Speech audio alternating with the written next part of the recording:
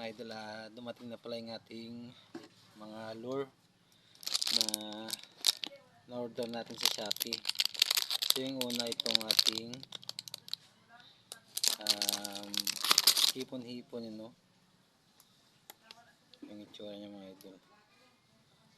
Kapag nailawan ito mga idol, magre-reflect siya o ilaw rin, you know?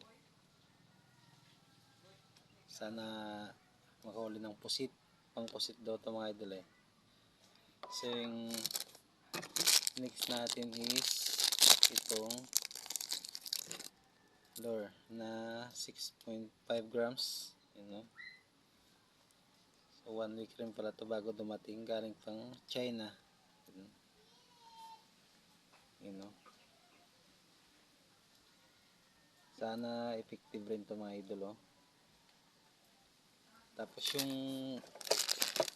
bawang nating lure, yung itong ating popper. So 7 lang siya, ano mga idol, oh. Ang ating popper, yun, oh. Yung itsura niya mga idol. Yun, at yan yung likod niya, oh. Tapos ito yung ganyang at, no? So yun, sana makakuha mga idol. So yun lang.